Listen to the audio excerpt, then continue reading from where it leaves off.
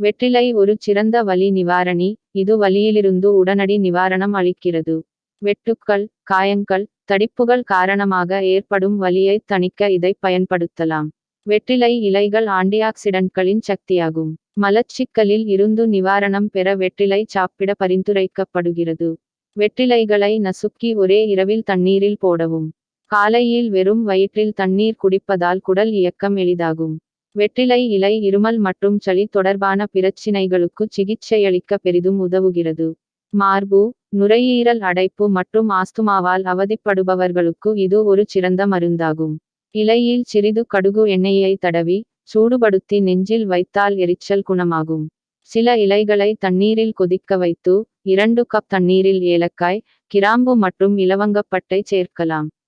எரிச்சல் மற்றும் சுவாச பிரச்சனைகளில் இருந்து சிறந்த நிவாரணம் பெற 1 கப் குறைத்து இந்த கலவையை ஒரு நாளைக்கு 2 முதல் 3 முறை உட்கொள்ளவும்.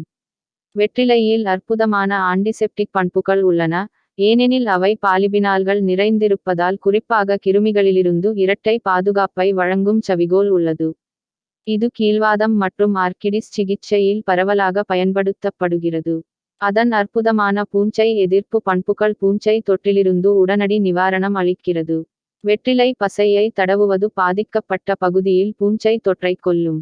வெற்றிலையில் ஏராளமான நுண்ணுயிர் எதிர்ப்பிகள் உள்ளன. உணவுக்குப் பிறகு சிறிதளவு பான் இலைகளை மென்று சாப்பிடுவது குடல் ஆரோக்கியத்தை அதிகரிப்பது மட்டுமல்லாமல் வாய் துர்நாற்றத்தை எதிர்த்துப் போராடுவதோடு, பல்வலி, ஈறுவலி, வீக்கம் மற்றும் வாய்வழி தொற்றுகளையும் போக்குகிறது.